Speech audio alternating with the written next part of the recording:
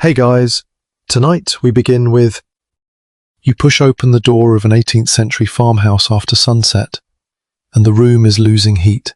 The fire is smaller now. Cold air finds gaps around the shutters. The floor feels damp through your stockings, and the bed waiting for you does not look like a bed at all. It looks like a wooden cupboard built into the wall.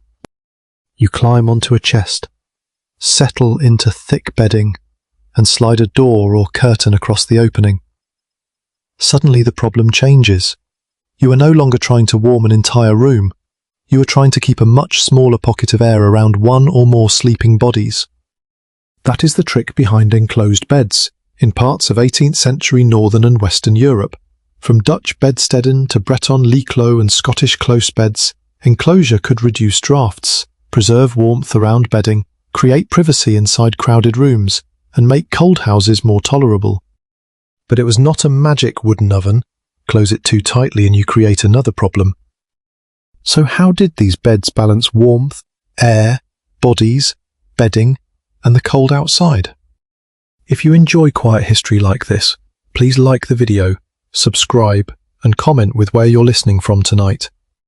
Now, dim the lights, maybe turn on a fan for that soft background hum, and let's ease into tonight's journey together. You turn back toward the bed. The first thing to understand is that an enclosed bed solved a problem of scale. A house may contain hundreds of cubic feet of cold air. A bed contains only the space immediately around your body. If heat is scarce, shrinking the space you must protect is often more practical than producing more heat.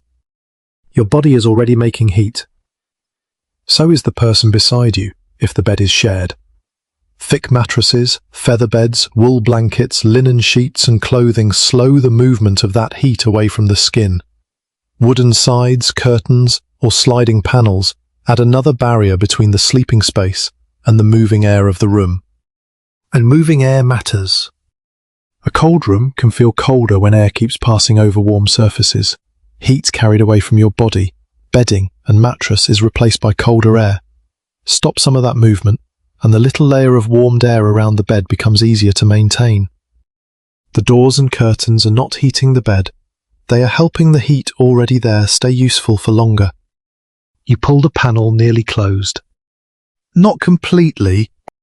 A surviving Breton enclosed bed, dated 1732, gives us a useful correction to the image of people sealing themselves into wooden boxes. Its sliding doors include open-work rows of turned spindles that allowed ventilation. Other enclosed beds also used curtains, openings, or imperfectly fitted panels. The bed behaves less like a sealed container and more like a sheltered alcove. That matters because the same enclosure that blocked a draft could also trap moisture from breathing and sweating. Bedding could stay damp, insects could find seams, straw, feathers, wood joints, and textiles wonderfully convenient. A cozy sleeping pocket could become a successful apartment building for creatures nobody invited. Still, consider the room outside. In many households, especially rural ones, the main living space did several jobs at once. People cooked there, worked there, ate there, received visitors there, and slept there. In Dutch communities studied from the 17th into the 18th century, enclosed bedsteden remained common, and their hangings provided privacy and warmth. The most valuable feather bed might still stand in the principal living room, near the fireside, rather than in a separate modern-style bedroom. So the enclosed bed was not merely furniture placed inside a bedroom. Very often, it helped create the bedroom. You cross the room again. There may be a table, chairs, stored food, tools, perhaps a cradle, perhaps servants or relatives sleeping nearby. The architecture has not given every person a private chamber. The furniture has to manufacture private space inside shared space. A door slides shut. Conversation becomes muffled. The candlelight disappears. And within that enclosure, one more source of heat becomes important. Other people. Bed sharing in early modern households could involve spouses, children, servants, or other household members, though patterns varied sharply by region, class, age, and status. Dutch evidence shows that even local elites could share featherbeds with family members. In poorer households, limited beds made sharing practical as well as warm. But this is where we have to resist the neat modern story. Families did not simply pile into one box because everyone had discovered an ingenious free heating trick. Sleeping arrangements were also shaped by money, hierarchy, privacy, household labour, the number of beds available, and who was entitled to the best one. In Brittany, enclosed beds became especially prominent during the 18th century, but the poorest households could still lack them. Better-off peasants might reserve the enclosed bed for the master of the household, while others slept on simpler, open bedding. Warmth had a social geography. The warmest small space in the room might not belong to the coldest person. You can see this in the furniture itself. A carved bed front might represent substantial cost and skilled work. A chest before the opening could store clothing, serve as a bench, and act as a step into the raised sleeping space. Raising the bed also separated bedding from a colder, damper floor. One object is doing 4 jobs: bed, wall, storage system, thermal shelter, and sometimes 5, because the enclosure also gave a little privacy where privacy was otherwise difficult. This is the deeper reason enclosed beds make sense. They belong to a domestic world in which warmth is not evenly distributed through a building. Heat clusters around the hearth, around bodies, inside textiles, and behind barriers. Instead of maintaining one comfortable temperature everywhere, people manage a patchwork of warmer and colder zones. The bed is one of those zones. You can think of the house after dark as a landscape of shrinking heat. First, the fire weakens. Then the room cools. Then people stop trying to control the room and retreat toward the bed. Blankets pull close. Curtains close. Panels slide. Bodies settle into feather, straw, wool, or whatever the household can afford. The target becomes smaller until the only environment that really needs to stay comfortable is the space between skin, bedding, and the enclosure around it. That is efficient, but it is not luxurious, and it has a hidden consequence. Once warmth depends on enclosure rather than abundant fuel, every part of the bed becomes part of the household's thermal system. The thickness of a blanket matters. The gap under a door matters. The dampness of a mattress matters. Who shares the bed matters. Whether the fire is still burning matters. So the enclosed bed does not replace heating. It concentrates survival around the sleeper. By morning, the house may still be cold. The floor may still be cold. The fire may be ashes. But the enclosed space has helped slow the loss of the heat that mattered most during the longest inactive hours of the night. And that changes the question. We started by asking how a wooden cupboard could keep an 18th century family warm. The better question is why so many households needed furniture to do work that modern people expect the whole building to do. Because once we follow that question, the bed stops looking quaint. It starts revealing the entire thermal logic of the house. You reach down first, not for the wooden door, but for the bedding. That is where most of the useful warmth is actually being held. An enclosed bed works only because the enclosure and the textiles cooperate. Wood slows the exchange between the sleeping space and the room. Curtains interrupt drafts. But the layers directly around your body do the quieter work of trapping air and delaying heat loss. A wool blanket does not create warmth. A featherbed does not create warmth. They hold pockets of air that your body has already warmed, then make it harder for that heat to escape quickly. This is why the quality of bedding mattered so much. A prosperous household might own featherbeds, bolsters, pillows, blankets, sheets and curtains worth recording in an inventory. A poorer household might depend on straw, chaff, flock, woolen coverings, or whatever combination of materials could be afforded and maintained. The enclosed frame could help either arrangement, but it could not erase the difference between them. You sit on the edge and press down. A deep feather bed yields beneath your hand. a straw-filled mattress behaves differently. One surrounds the body with a soft, uneven mass. The other forms a firmer layer that can settle, compress, absorb moisture, and need replacing or rearranging. Both still depend on trapped air, and trapped air is useful only while it stays relatively still. This is where the bed's curtains or sliding panels become more important than their thickness suggests. A thin curtain may not be a magnificent insulator by itself, but hang it across an opening and it can interrupt the stream of cold air moving through a room. The sleeper is no longer lying directly in that path. The change can be felt before it can be measured. Your face is less exposed. The blankets are not being continually washed by cooler air. The warmth immediately above the mattress becomes more stable. Even if the room remains uncomfortable, the bed can feel noticeably less hostile.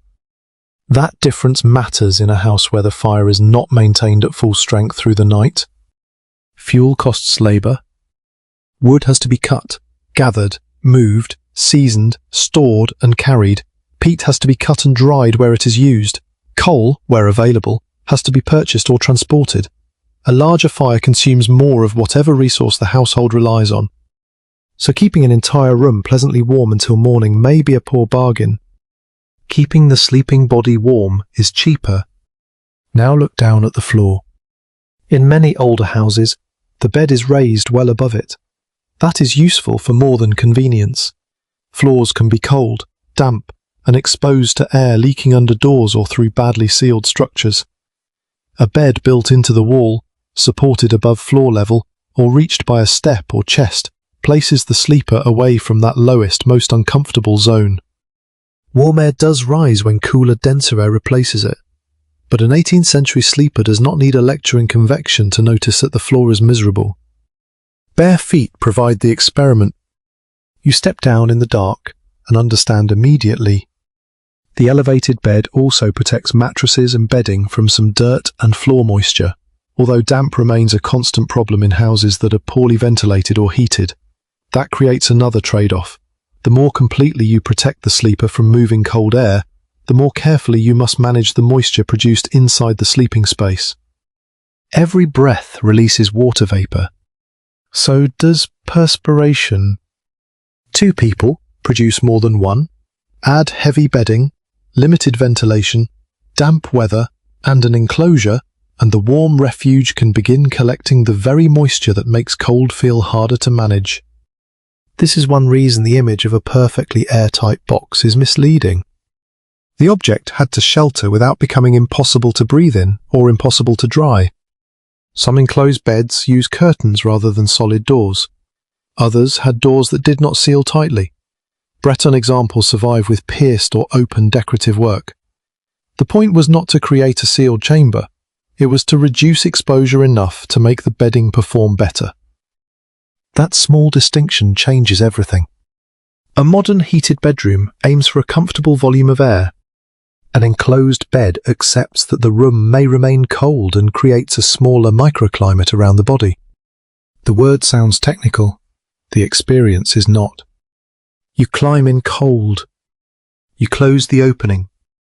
The first minutes may still be unpleasant because the mattress, sheets and clothing have cooled during the day. Your body begins warming the layers touching it. The person beside you adds another source of heat. The bedding slows the escape. The enclosure slows the replacement of warmed air with colder room air. Gradually, the little space changes. Not the house, not even the room, just the space you occupy. That is the economy of the design. But there is another material in the system that people often overlook: the wall itself. A bed built into a recess or against an internal partition can be less exposed than a freestanding bed beside a cold exterior wall. Location matters. A bed near the main heated room may benefit from residual warmth. A bed placed away from the strongest drafts may require less enclosure to feel comfortable. The same wooden box performs differently depending on where the carpenter puts it. Furniture and architecture are cooperating again. And so is household routine. Before sleep, bedding may be shaken, straightened, aired, or warmed indirectly by the room's fire. In some households and periods, warming pans or heated objects could be used to take the chill from a bed, though their availability was not universal. Once the sleeper entered, the goal was to keep that initial advantage from vanishing. The enclosure makes that easier.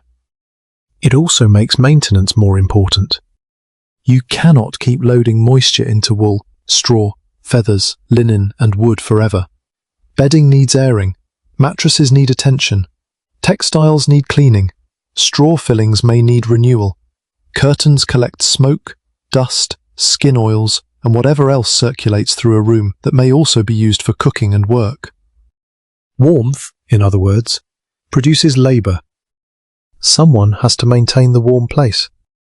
And that someone is rarely visible when we admire the carved doors. The bed may look like a clever machine for conserving heat, but the machine depends on repeated human work, collecting fuel, making or buying textiles, laundering linen, turning mattresses, replacing fillings, repairing curtains, mending joints, and keeping damp from winning. Now the enclosed bed begins to reveal something larger. Its efficiency is not simply a property of wood. It comes from concentrating resources, a small volume of air, a thick layer of bedding, one protected sleeping place, a few bodies, a great deal of household labour. And once those resources are concentrated, another question appears. If warmth is being concentrated in one bed, who gets to sleep inside it? The warmest place in the house may also be the most socially expensive. You see that before you even climb into it. The enclosed bed near the main hearth is larger, better dressed, and more carefully finished than the rough sleeping place farther away. Its curtains are fuller, its bedding rises higher. The wood may carry carving that took time and money to produce. A chest stands beneath the opening, useful as storage, a seat, and a step. Nothing about this arrangement is accidental. In 18th century rural households, beds could be among the most valuable objects people owned. In parts of western France, household inventories show beds absorbing an extraordinary share of furniture value. The most expensive one usually belonged to the married couple who headed the household. Children might have similar but cheaper beds. Servants could be pushed towards smaller bedsteads or simple couches in secondary rooms. So warmth is distributed according to rank. You stand beside the best bed, and the logic becomes physical. The household head is not simply receiving prettier furniture. He or she may be receiving the position closest to the hearth, thicker bedding, better curtains, a more protected enclosure, and a sleeping surface farther from cold floors and drafts. Comfort has been bundled together. Status decides who gets the bundle. In Lower Brittany, where the enclosed lits-clos became especially characteristic from the 18th century onward, museum evidence preserves the same uncomfortable detail. In prosperous peasant households, the enclosed bed could be reserved for the master of the house, while other people slept on simpler open structures with straw bedding. That means the object cannot be explained only as a family survival device. It is also a device for organizing the family. You slide open the carved front and see a sheltered compartment. Across the room, another sleeper may have only a wooden frame, a sack of straw, and blankets. Both people inhabit the same house. Both experience the same winter, but they do not experience the same night. And the differences do not stop with masters and servants. Age matters. Marriage matters. Gender matters. Whether you belong to the household or work for it matters. In Scottish evidence, enclosed box beds could provide accommodation for people somewhere between the highest and lowest ranks of a large household, adolescent children of the family and higher servants. They offered separation without requiring the architecture of a completely separate bedroom. That is a clever use of expensive space. Build one room, then let furniture divide it. A wooden bed front creates a boundary. Curtains create another. A sleeping alcove turns a few feet of wall into something approaching a private chamber.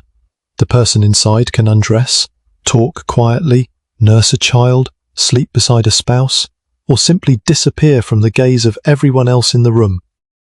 privacy is still limited. Sounds travel, smells travel, people know who went into which bed.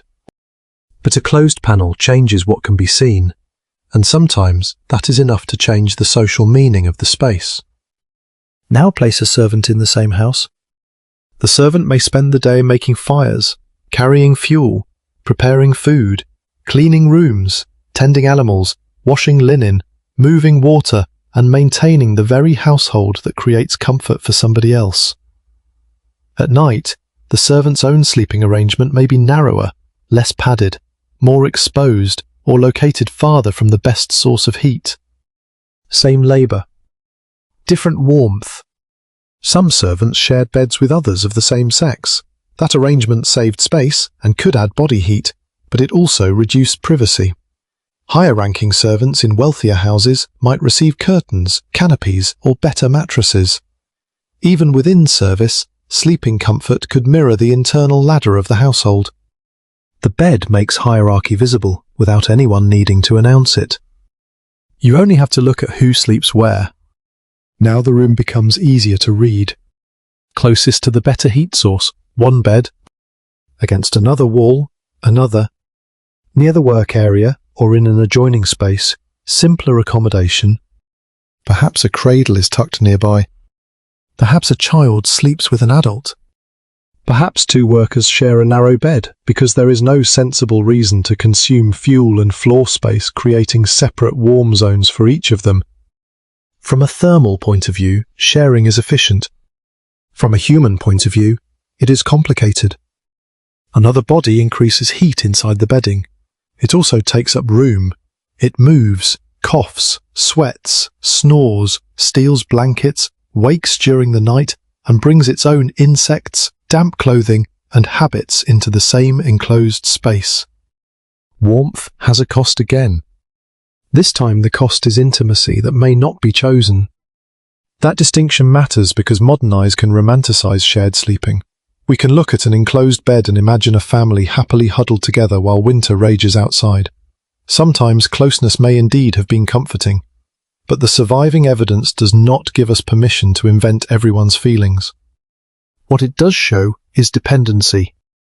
If you have one good bed, several people may depend on it. If you have limited fuel, bodies become part of the heating system. If you have only one main room, furniture becomes part of the architecture. If you are lower in the household hierarchy, your access to all three may be controlled by someone above you. The enclosed bed therefore protects people from more than cold air. It protects boundaries. The married couple gains separation from children or workers. A higher servant may gain separation from lower servants. A child placed in an enclosed bed gains a recognized place within the household rather than simply a patch of floor. And the owner of the best bed gains something that visitors can see during the day. That last part is important. A substantial bed is not hidden away in a modern private bedroom if the main room itself contains the household's sleeping furniture. Its textiles, carving, size, and position can advertise prosperity whenever someone enters. You do not need to tell a visitor that the household is doing reasonably well. The bed can do it for you. This helps explain why families might invest heavily in an object used for sleep. They were not purchasing only nighttime warmth. They were purchasing storage, privacy, display, domestic order, and a protected place for valuable bedding. The object earns its floor space all day. At night, however, the display closes. The carved front becomes a barrier. The household grows quieter. The people with the best access settle into the most protected spaces, while others improvise with what remains. And now another hidden mechanism comes into view. If the enclosed bed can create a warm private zone inside a cold public room, then the household does not need to heat every person equally. It only needs enough fuel, bedding, and enclosure to maintain a hierarchy of tolerable spaces. That may save resources, but it also transfers cold. Somebody sleeps closer to the draft. Somebody gets the thinner mattress. Somebody tends the fire before dawn. Somebody climbs out of the warm box first. And once morning arrives, the problem of warmth moves away from the bed entirely. Because the moment you slide the door open and place your feet on the floor, all the heat the bed conserved stops being enough. Your feet touch the floor, and the bed's victory ends almost immediately. The boards are colder than the blankets. Air reaches your ankles. The warmth that had collected around your body all night begins leaking away through skin, clothing, and every movement you make across the room. You pull on more layers before doing anything else. That sequence matters. In a house where the sleeping space can be warmer than the room around it, getting dressed is not simply preparation for the day. Clothing becomes the next enclosure. Linen sits closest to the skin. Over it come woolen layers, stockings, skirts, breeches, waistcoats, jackets, caps, shawls, or other garments, according to place, sex, status, work, and what the household owns. The exact wardrobe varies, but the principle is familiar. Once you leave the bed, warmth has to travel with you. The bed cannot come along, so the body carries its own smaller shelter. Across the room, the hearth is waiting. If coals survived beneath ash overnight, someone may be able to coax them back into flame. If not, the fire has to be rebuilt. Tinder must catch, kindling must be added, larger fuel follows. Smoke may hesitate before drawing properly up the chimney. Cold hands do all of this before the room gives anything back. That first fire is not merely comfort. It is infrastructure. Cooking depends on it. Hot water may depend on it. Drying damp clothing can depend on it. Light, work, food preparation, and the temperature of the room all gather around the same source. 18th century hearth equipment makes this visible. Long-handled pans allowed cooks to work over open fires. Adjustable trammels raised and lowered vessels above the heat. Tripod skillets could stand over separate piles of coals. The hearth was not a decorative fireplace glowing politely at one end of the room. It was a working machine. And machines require fuel. Every stick or lump burned in the morning represents stored labour or money. That is why an enclosed bed becomes more impressive once you leave it. It has preserved comfort through hours when nobody needed to keep feeding the main heating system at full strength. The bed stretches the usefulness of yesterday's heat by relying on textiles, wood, reduced air movement, and the sleeping body itself. But daylight exposes the limit. Now you need warm fingers. You need breakfast. You need water that is not painfully cold. You may need to work in parts of the house the bed cannot protect. The thermal strategy shifts from enclosure to movement. You cross the room carrying something. You bend, lift, stir, sweep, dress a child, feed an animal, fetch water, split kindling. Human work produces heat, which is convenient because the household requires a great deal of it before the room itself becomes comfortable. The solution is rather efficient in the least generous possible way. If the building cannot stay warm, the people keep moving. That does not mean 18th century families deliberately designed exercise routines to survive winter mornings. It means ordinary labour and thermal life were tangled together. A person preparing breakfast beside a hearth experiences heat very differently from someone sitting still in an unheated corner. Position matters again. Stand close enough to the fire and the front of your body warms while your back may still feel the room. Move away and the difference is immediate. Radiant heat is strongest near the source. The whole room does not suddenly become uniform because flames are burning. This produces another patchwork. Hearth, warm. Table, less warm. Door, cold. Floor, colder. Bed enclosure, still holding some of the night. You do not inhabit one indoor temperature. You move through several. That makes the modern idea of heating the house a poor guide to what is happening here. Many 18th century households were heating particular activities and particular bodies at particular moments. The fire supports cooking. Clothing supports movement. Bedding supports sleep. The enclosed bed supports the bedding, and each method takes over when the previous one stops being practical. There are more direct ways to warm a bed as well. A brass warming pan from the second half of the 18th century survives as a reminder that households with access to such equipment could introduce heat before the sleeper climbed in. The familiar form is simple, a metal pan on a long wooden handle, designed so a heated pan could be moved beneath bedclothes without putting hands near the heat. That sounds wonderfully luxurious on a freezing night. It also introduces fire into a structure full of dry textiles. So care matters. The point is not that every family owned a warming pan. They did not. The object itself tells us about an available method, not universal practice, but it reveals the same logic as the enclosed bed. Do not spend scarce heat warming everything. Put heat exactly where the body is about to need it. Warm the sheets. Let the enclosure help keep that warmth from disappearing too quickly. Once you notice this logic house, the whole house starts to look different.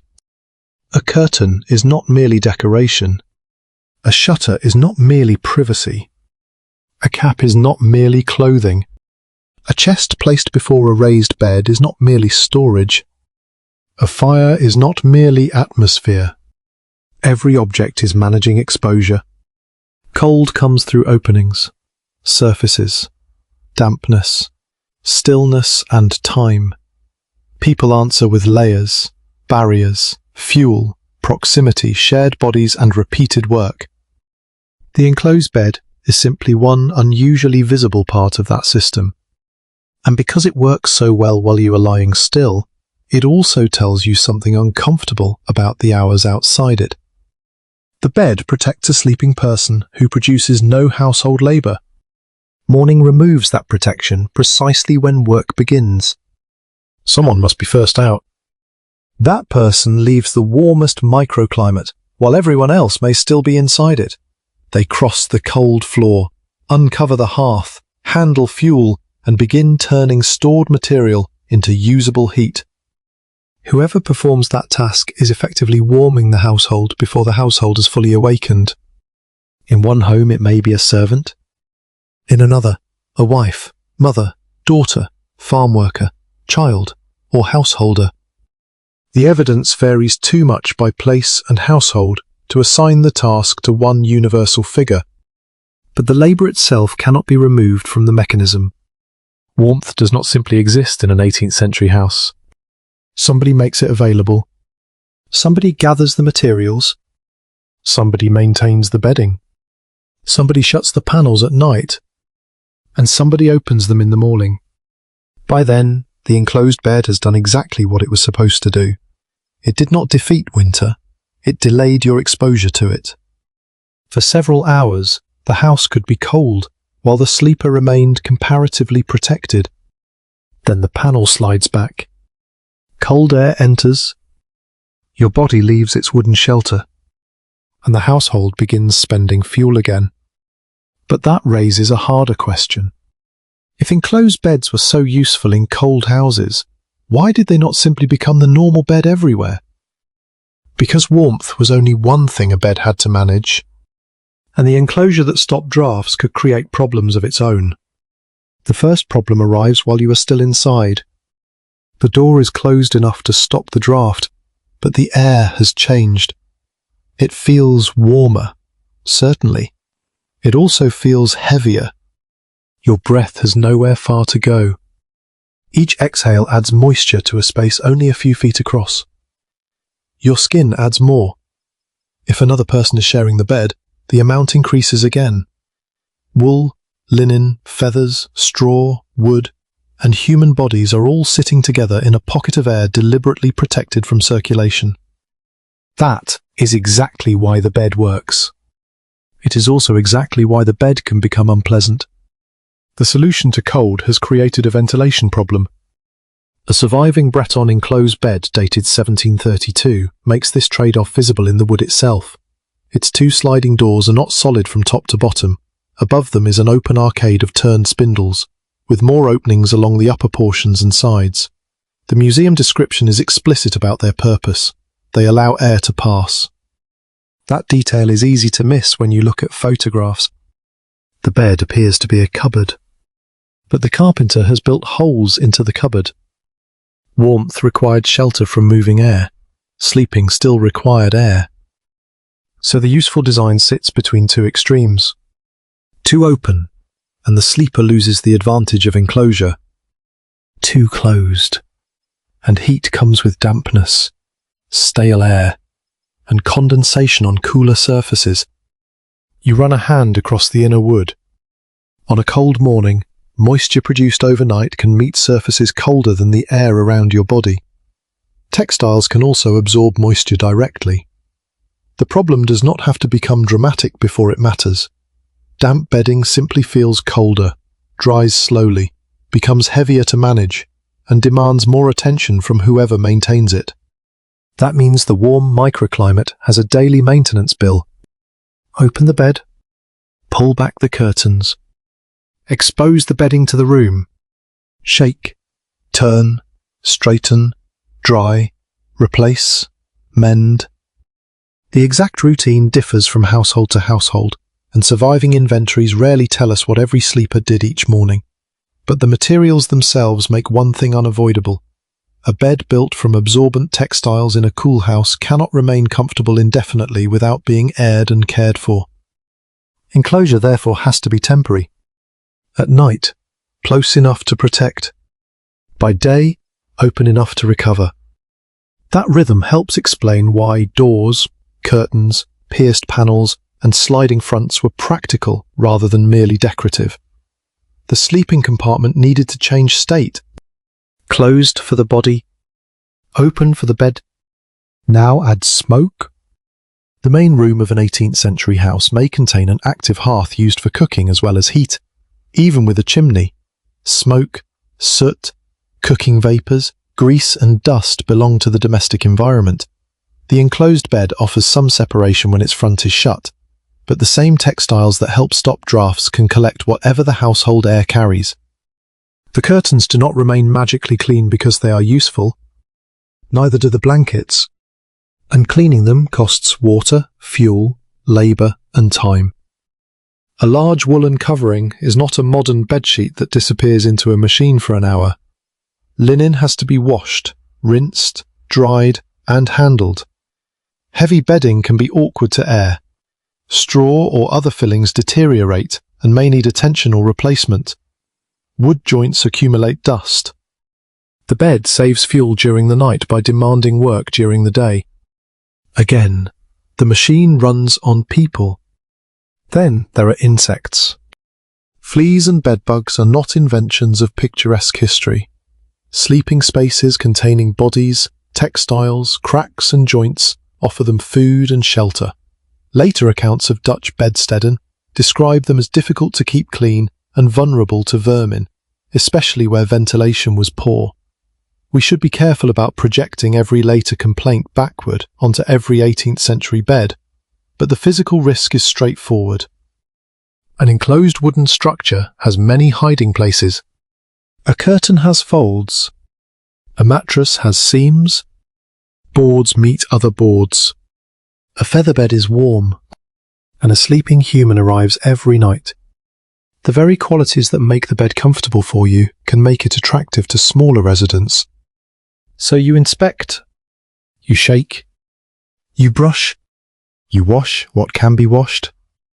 You may discover that the most irritating thing about conserving body heat is that several other species appreciate the arrangement too.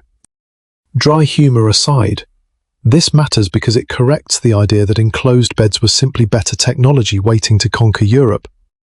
They solved some problems by accepting others. They reduced drafts but reduced air movement. They created privacy but compressed people into a small space. They conserved warmth but concentrated moisture.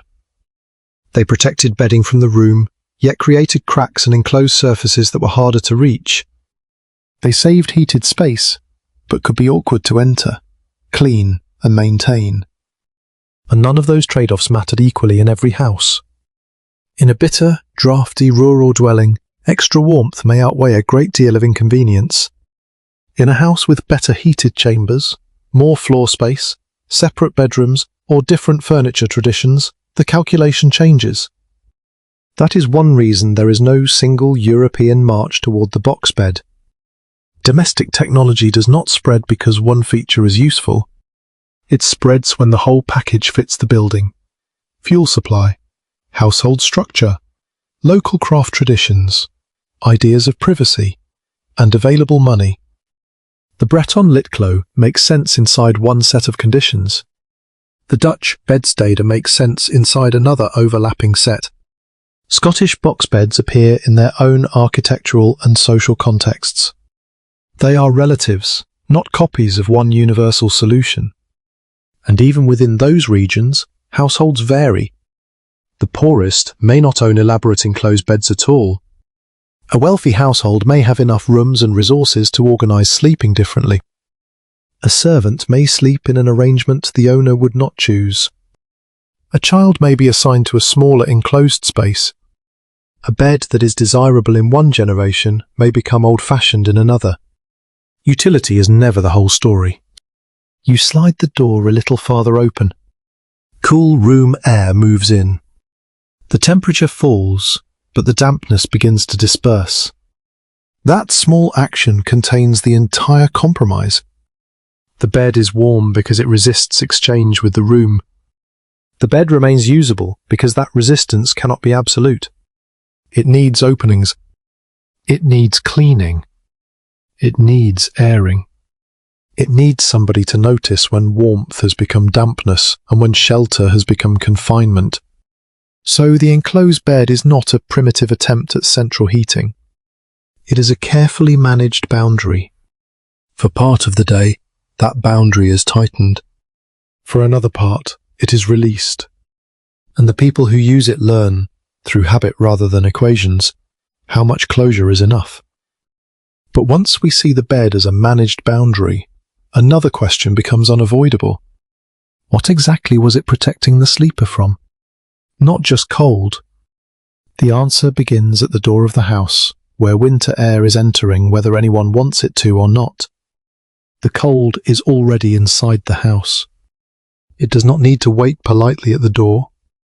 It comes through gaps around shutters, under doors, through joints in timber, across cold stone, and with every opening made for people, animals, smoke, light, or work. The exact path depends on the building, but the result is the same. Indoor air is never a perfectly still, evenly heated mass. You feel that when you walk, near the hearth, one side of your body warms first. Take a few steps toward the door and the air changes. Stand beside an exterior wall and the surface beside you may feel colder again. Sit in the wrong place for long enough and even a room with a fire can become uncomfortable. So the household does not fight one thing called cold. It fights exposure. A door has to open because people must enter and leave. Fuel comes in, water comes in, food, tools, animals, visitors, and work move through the household. Every opening can disturb the warmer air that has collected inside. Close the door quickly. Then deal with the next opening. Windows need light during the day, but glazed windows are not universal in every rural household, and even where glass exists, construction does not produce the tight seals expected in a modern building. Shutters, curtains, wooden panels, and other barriers can reduce exposure, but they cannot transform the structure into an insulated box. Nor would complete sealing always be desirable. The hearth needs air. Smoke needs somewhere to go. Cooking adds heat and moisture. People breathe. Wet clothing dries. The building is constantly exchanging things with the outside world, even when nobody is thinking about ventilation. Now put the enclosed bed into that moving environment. Its job becomes clearer. The house is the first shell. The room is the second. Clothing and bedding form another, and the enclosed bed inserts one more boundary around the sleeper at exactly the time when that sleeper is least able to compensate by moving. You lie still for hours. That is the vulnerability. During the day, walking, lifting, carrying, cooking and working generate body heat, At night, activity falls. You are not crossing the room toward the hearth whenever your hands become cold. You are not continually feeding the fire. You need the materials around you to slow the loss instead. The wooden enclosure does not have to outperform the walls of the house. It only has to improve the conditions immediately around the mattress. That is a much smaller task, and its location can help. Dutch bedsteads were commonly built into corners or walls and enclosed with wood planking, then furnished with curtains. In a crowded room, this creates a sheltered recess without requiring the household to construct another chamber. The bed borrows architecture. A corner supplies two boundaries before the furniture maker even begins. A wall supplies mass. Wooden panels complete the enclosure. Curtains soften the remaining opening. Then the sleeper provides heat from inside. This is why describing the object as a cupboard can be misleading. A cupboard stores things by separating them from the room. The enclosed bed does that too, but the thing being protected is a living microclimate. And living microclimates have leaks. Consider the gap under a door. It may be small enough to ignore in daylight. At night, when you are motionless and the fire has weakened, a continuous stream of cooler air can matter.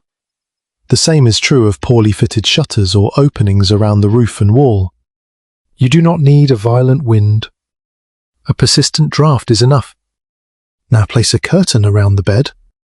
The cold air may still enter the room, but it no longer moves as freely across your face and blankets. The temperature beyond the curtain can remain low while the air immediately around you changes more slowly. The barrier redirects the problem rather than eliminating it. This is the same logic visible in Breton lits-clos beds, whose museum descriptions repeatedly connect the enclosed form with protection from cold inside communal one-room housing. A dated example from 1732 combines sliding doors with open spindlework for ventilation. That design is almost a diagram of the problem. Block enough movement to preserve warmth. Permit enough exchange to remain usable. Everything is a compromise. Even the walls.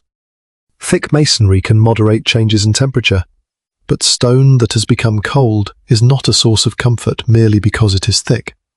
Timber walls behave differently. Thatch can help shelter a building, while openings, construction quality, maintenance, weather exposure, and local materials alter the result. There is no single 18th century house. That matters because there is no single reason for adopting an enclosed bed. In one region, it fits a tradition of communal living. In another, it fits the geometry of a small room. Elsewhere, curtains around an open bed may provide enough protection without wooden doors. A wealthy household may create separate chambers. A poorer household may lack the money for elaborate furniture entirely. Climate matters, but so do architecture and money. And architecture can shift the burden of cold onto furniture. If the walls cannot guarantee comfort, the bed has to do more. If the room cannot guarantee privacy, the bed has to do more. If fuel cannot guarantee warmth until dawn, the bedding has to do more. One object begins carrying responsibilities that a later house distributes among insulation, heating systems, separate bedrooms, doors, and thermostats.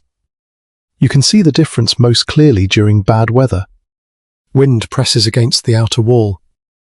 A door opens and the room notices immediately. Smoke may behave differently as pressure changes around the building. A shutter rattles.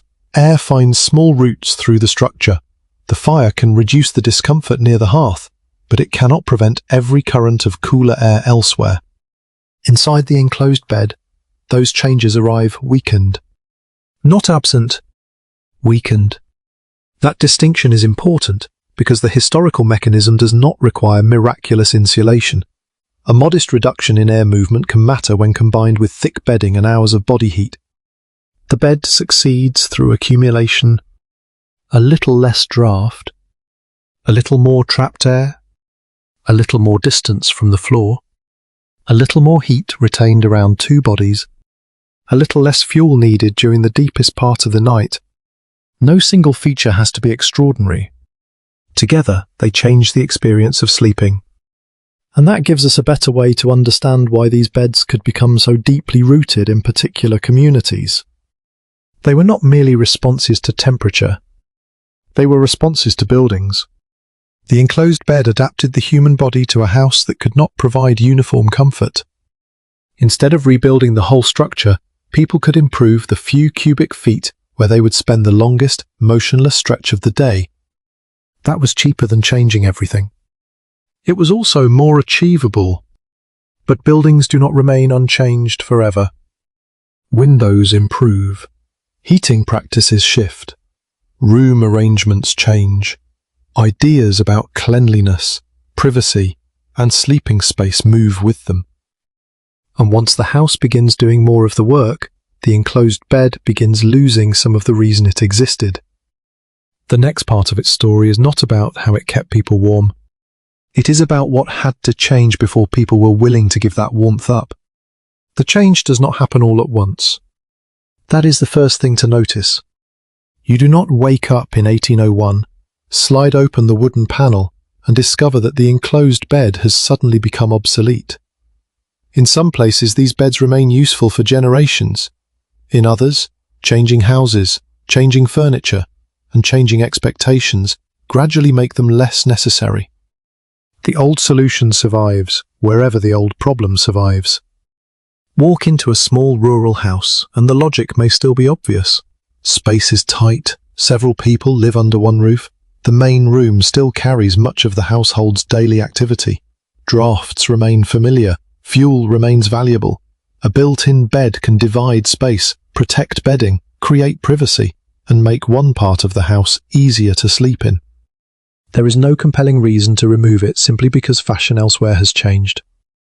A surviving Scottish example makes that point unusually well.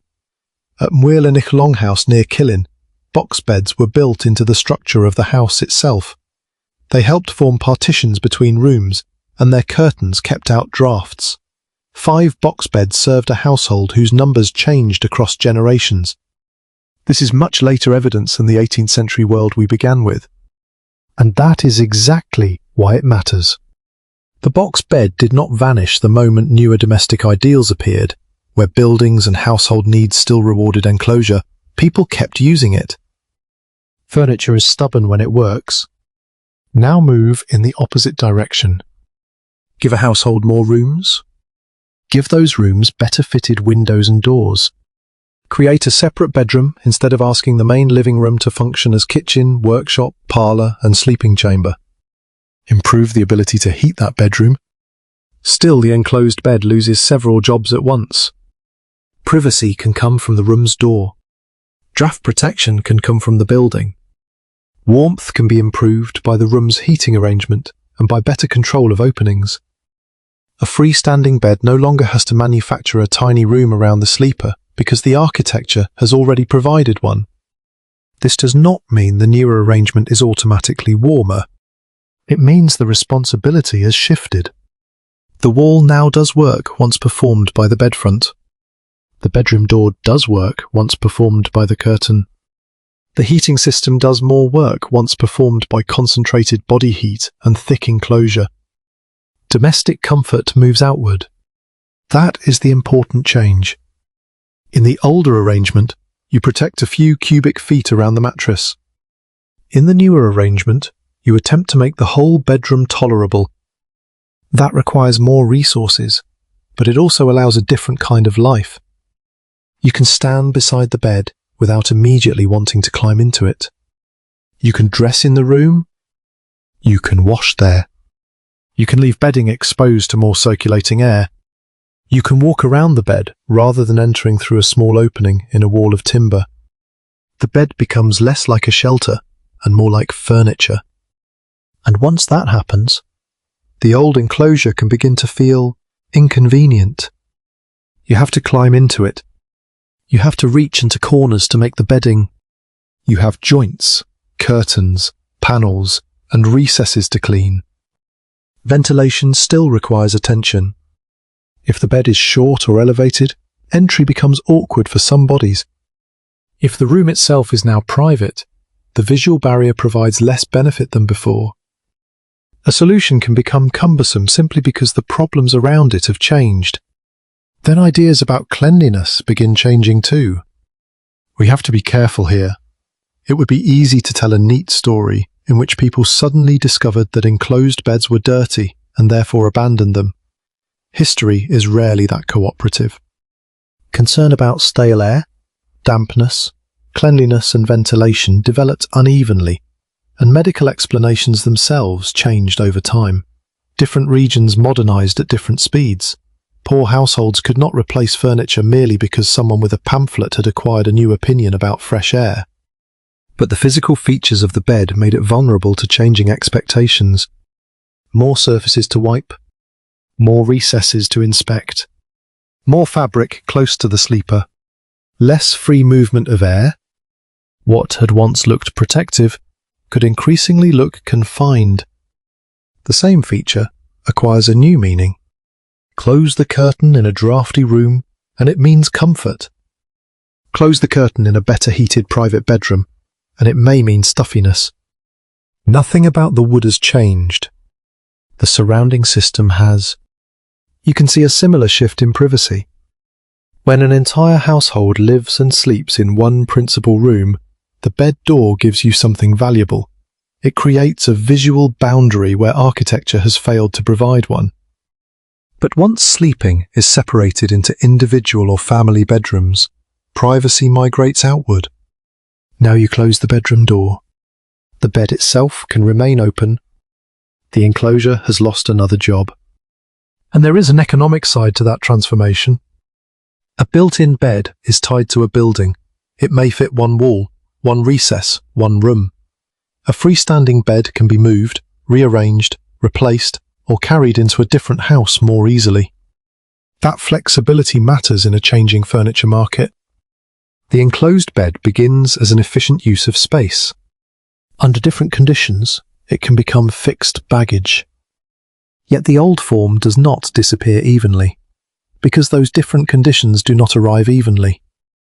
The National Trust for Scotland's Moylanich Longhouse preserves this beautifully. Its box beds remain part of a rural house into the modern period, while wallpaper accumulated in layer after layer and other parts of the building changed around them. The family that occupied the house across generations did not behave as though every new domestic fashion required tearing out a useful built-in bed. The house changed by addition, then alteration, then another addition. Not by a clean historical reset. That should change how you picture the 18th century too. People did not sleep in enclosed beds because they were waiting for better technology to rescue them. They used a technology suited to the problems, resources, and buildings around them. When those conditions changed, the value of the technology changed with them. That is a much more interesting story than primitive bed versus modern bed. Because the enclosed bed was remarkably sophisticated at one particular task, it allowed a household to spend less energy controlling the whole room by concentrating protection around a body at rest. Its eventual decline in many places was not proof that this mechanism had failed. It was evidence that other parts of the domestic system had begun taking over its work. Better separation of rooms could provide privacy. Different heating arrangements could alter where warmth was available. Changing standards of ventilation and cleanliness could make enclosure less attractive. And greater domestic space could make the tiny wooden sleeping chamber unnecessary. The bed did not lose the argument. The argument moved. But one part of the old system still remains unexplained. We have talked about walls, curtains, bedding, drafts, rooms, fuel, and bodies as if every household could choose among them freely. They could not. Every layer of warmth had a price. And to understand who could afford an enclosed bed in the first place, you have to follow the wood back out of the bedroom and into the hands that made it. You begin with a plank. Before there is warmth, privacy, carving, or a sliding door, somebody has to turn timber into a piece of furniture large enough to surround a sleeping body. That immediately makes the enclosed bed an economic object. A simple sleeping platform can be made with relatively little structure. An enclosed bed asks for more. Uprights have to stand securely, panels must be fitted, openings must remain usable, doors or curtains need supports. If the front slides, the track has to work after years of swelling wood, dust, handling, and damp weather. And if the bed is meant to be seen, the carpenter may be asked to do far more than make a box. You can still see that labour in surviving Breton examples. A lits-clos dated 1732 from Finistère is built from carved chestnut. Its front carries geometric decoration. 2 doors slide across the opening, while rows of turned spindles leave spaces for air to pass. The bench in front repeats the decorative pattern and serves as a seat, chest, and step. The design looks ornamental because it is ornamental. But decoration sits on top of engineering. Each spindle has to exist in the right place without weakening the front. Each sliding panel has to move. The bed has to support people and bedding.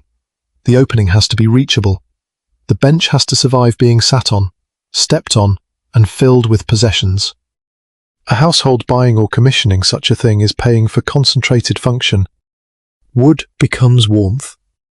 Wood becomes storage. Wood becomes privacy. Wood becomes display. And labour binds those functions together. This is where local materials matter.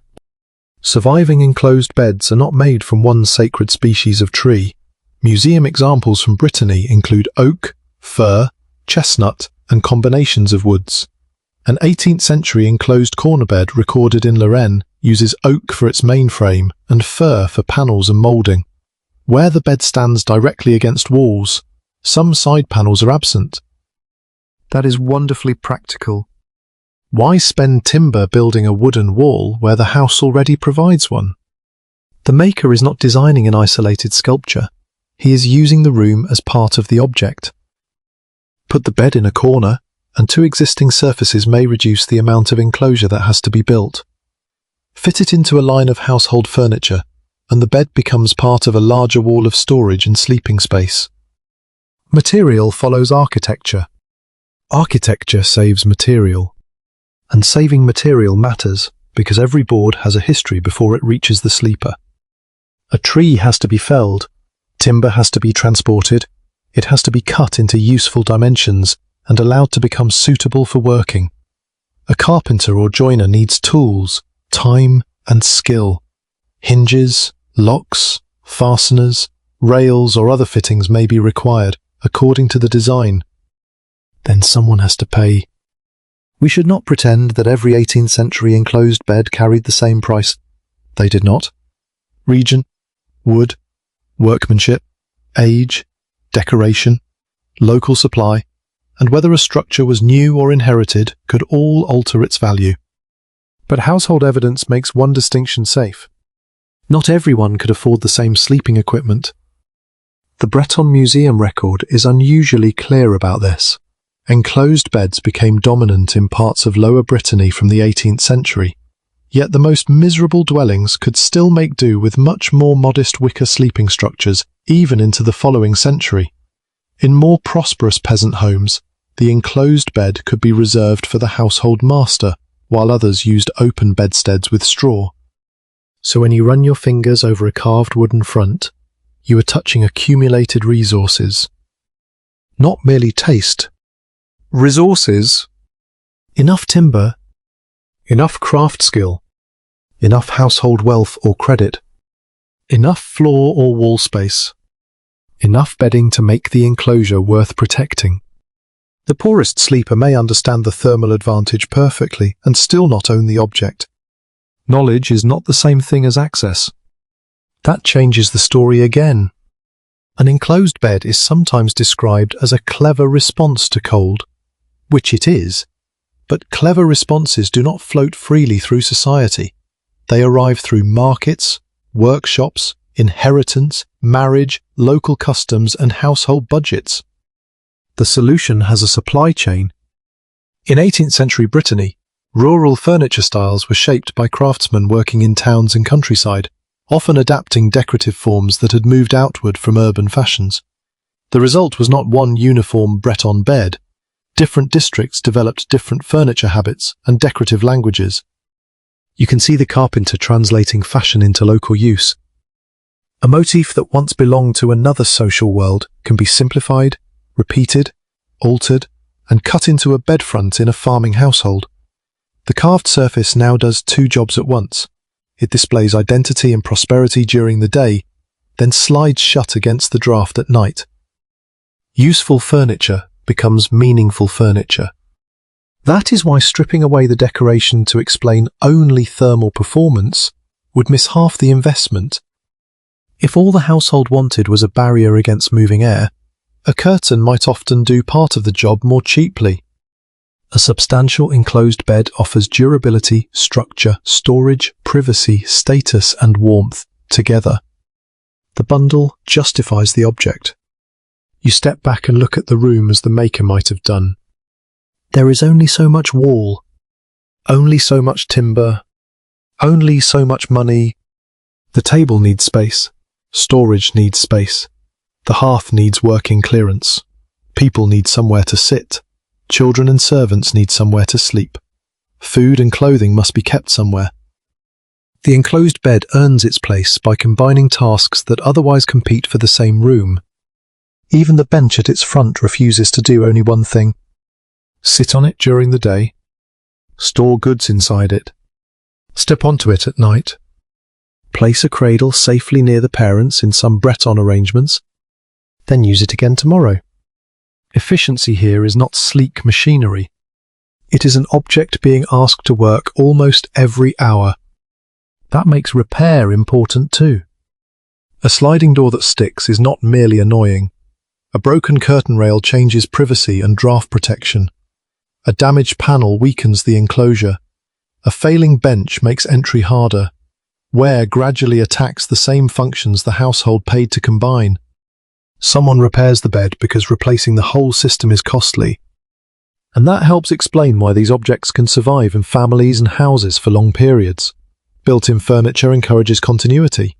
The bed fits the wall. The room has grown around it. Other furniture may align with it.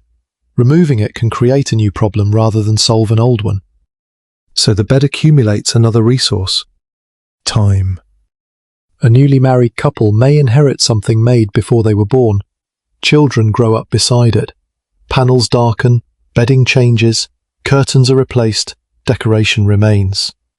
The sleeping arrangements shift as births, deaths, marriages, service and age change who belongs inside. The wood stays, while the bodies change. And now the economics of warmth becomes more intimate. The real investment is not simply the price of a bed. It is the decision to concentrate scarce materials, skilled labour, valuable textiles, and prime household space around one protected place to sleep. That place can last for decades. Which means the next question is not who built it.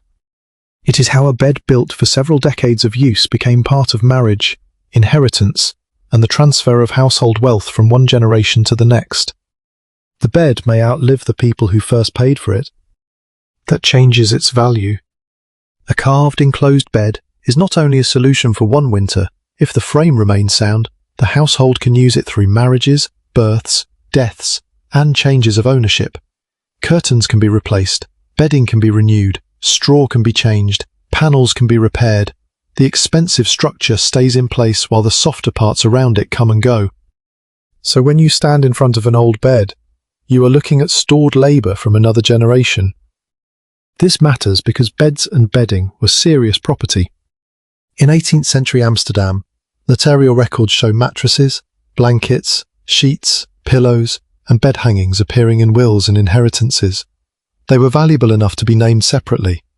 In 1749, one woman left a servant the bed she slept on, along with mattresses, blankets, sheets, pillowcases, and other bedding. In another case from 1793, a servant inherited a bed with pillows, woolen and cotton blankets, sheets, pillowcases, and hangings. Those lists sound domestic because they are domestic, but they are also financial. A mattress represents filling, cloth, labour, and replacement cost. Sheets represent linen and laundering. Curtains require fabric. A feather bed can embody a substantial quantity of valuable material, Add a wooden enclosure and the sleeping place becomes a package of household wealth. You do not casually throw that package away. You pass it on. That helps explain why the language of the best bed appears in household records. The phrase is revealing. If one bed can be the best, then beds are not interchangeable platforms.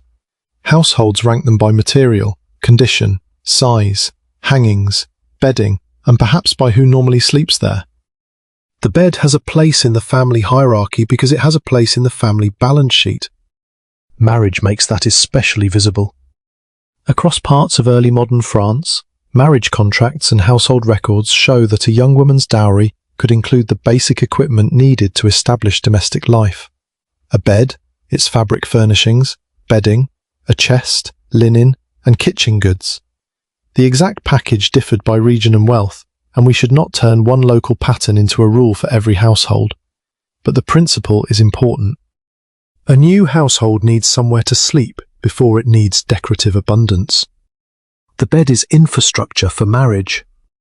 You can picture the practical problem. Two people establish a household. They need containers for clothes and linen. They need cooking equipment. They need a table or bench if they can afford one. And they need a sleeping place substantial enough to be used night after night. An inherited or marriage-supplied bed reduces the cost of beginning. It also carries old materials into a new domestic arrangement. The chest beside it may do the same. An 18th century bridal chest preserved from the Haute-Alpes represents a form of property associated with a bride's dowry and used to store personal goods. In that region, the chest could remain the bride's property throughout her life. Now the bed, chest, and textiles begin to form a small economic system. The chest protects linen. The linen supplies the bed. The bed protects the sleepers. The enclosure protects the bedding and the warm air around it. And marriage transfers access to the whole arrangement. This is one reason household objects can tell us things that grand architecture does not. A palace shows what enormous wealth can build. A bed inventory shows what ordinary comfort costs. In rural Western France, research based on 18th century post-death inventories found that the most expensive, best furnished, enclosed bed was generally associated with the married couple. In the Pays de Redon sample, beds could represent an enormous share of the recorded value of household furniture. That does not mean every peasant family owned a magnificent enclosed bed. Quite the opposite. If a good bed absorbs a large share of movable wealth, then households with fewer resources face harder choices. A bed may be repaired rather than replaced. Bedding may be handed down. Several people may share. Simpler sleeping structures may remain in use beside better ones. Warmth follows accumulated property, and accumulated property follows time. You can now understand why a bed made decades earlier might remain in the same room even after its decoration looks old-fashioned. The household is not choosing furniture from a catalogue with a clean budget every season. It is working with objects already owned. A scratched panel still blocks air. An unfashionable chest still stores linen. An old featherbed still traps air if it remains usable. Function can outlive fashion for a very long time. Inheritance also complicates ownership inside the household. The person sleeping in a bed is not necessarily the person who originally bought it. The bed may have arrived through a marriage settlement, a parent's estate, an employer's bequest, or some earlier transfer we can no longer reconstruct. Its presence in a room records not one purchase, but a chain of relationships. That chain can include servants. The Amsterdam wills are especially useful here because they show employers leaving substantial bedding to servants, and property cross household ranks in ways that simple labels like master and servant cannot fully capture. A servant may spend years tending another person's domestic comfort and eventually receive bedding as part of a bequest. That does not erase inequality, but it reminds us that households are not frozen diagrams. Property moves through them. People marry, children leave, servants come and go, older relatives die, beds change users, textiles are divided. A good blanket may end up in a different room from the frame it once covered. The wooden enclosure remains, waiting for a new arrangement of bodies. This is where the thermal story becomes strangely intimate. The bed keeps heat by slowing physical loss. The household keeps the bed by slowing economic loss. Repair instead of replace. Inherit instead of buy new. Reuse the frame. Renew the bedding. Pass the valuable pieces forward. The same instinct appears at two scales. Conserve what is difficult to produce. At night, that is heat. Across generations, it is property. And the two meet inside the same object. You climb into a bed that may have been built for someone before you. The wood carries older wear marks. Perhaps a door has been repaired. Perhaps the curtains are newer than the frame. Perhaps the mattress has changed several times. Nothing tells you exactly what previous sleepers felt. But the persistence of the object tells you that replacing it was not trivial. A bed worth keeping becomes part of household continuity. That gives us another reason enclosed beds could remain common even when newer styles appeared elsewhere. Their survival was not only cultural attachment or resistance to change, it could also be practical economics. The house already has the enclosure. The family already owns it. It still reduces drafts. It still provides privacy. It still holds bedding off the floor. Removed it requires money and may remove several useful functions at once. So the old bed stays, and because it stays, children grow up treating its arrangement as normal. A practical response to cold becomes a household custom, then a regional visual tradition, then something later observers may mistake for a timeless folk habit. But traditions often begin as repeated solutions. That brings us to a deeper question. If the enclosed bed could move through generations as property, could the knowledge required to use it well move the same way? Because the wood alone never kept anyone warm. People had to know what to put inside it, when to close it, when to open it, how to dry it, and how to prepare the body for another cold night. Knowledge begins before the sleeper gets into bed. Someone has already touched the bedding. The blankets have been lifted, the sheets have been straightened, a curtain may have been pulled back during the day. If the weather allows, parts of the bed can be exposed to moving air rather than left sealed inside the enclosure. If the mattress needs attention, someone notices. If the cords beneath a bedstead have slackened, they may need tightening. If insects have appeared, the problem has to be dealt with. None of this looks like technology, but it is. A warm bed is not only an object, it is a sequence of actions performed in the correct order. 18th century beds required repeated maintenance.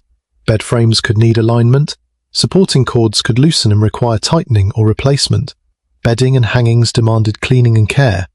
Surviving evidence also records efforts to deal with bedbugs and other vermin. The enclosed bed adds another layer to that work because its advantage depends on controlling when the sleeping space is open and when it is protected. During the day, you want yesterday's moisture to leave. At night, you want tonight's warmth to stay. Those goals pull in opposite directions. So timing becomes part of the mechanism.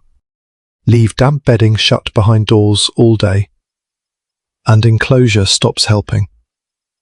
Leave the bed completely exposed on a cold, drafty evening, and some of the thermal advantage disappears before anyone lies down. The useful routine sits between them, open, air, arrange, prepare, then close. No thermometer is required to learn this. Repetition teaches it. You know which curtain lets the draft through when it is not pulled far enough. You know which panel sticks in damp weather. You know whether the mattress feels clammy. You know how much bedding is needed when the temperature falls. You know which side of the sleeping space is colder because you have occupied it before. This is household knowledge stored in hands and habits, and much of it leaves very little written evidence. An inventory can tell us that a family owned a feather bed, blankets, curtains, and an enclosed bedstead. It rarely tells us who shook the bedding on a particular February morning, or exactly how far a door was left open for airing. That silence matters. We can reconstruct the physical demands of the materials. We can use surviving household manuals, objects, inventories, and buildings, but we should not turn plausible routine into a universal ritual followed identically by every family.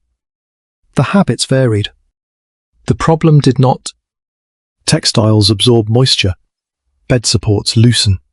Insects exploit cracks. Cold bedding feels unpleasant. Drafts remove warmth. Fires consume fuel. Every household using this equipment had to negotiate those facts somehow. Now evening returns. The room is cooling again, and preparation begins before anyone is ready to sleep. If the household owns a warming pan, hot embers can be placed inside the metal pan and the long handle used to move it between the bedclothes.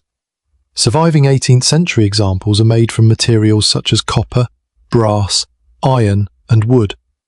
One preserved example described by the Museum of English Rural Life was filled with hot embers, passed beneath the covers, and removed before the bed was occupied. That last step is worth noticing. Removed. The goal is to warm the bedding, not share the night with a container of embers. A careless bed warmer and dry textiles make an alarming combination.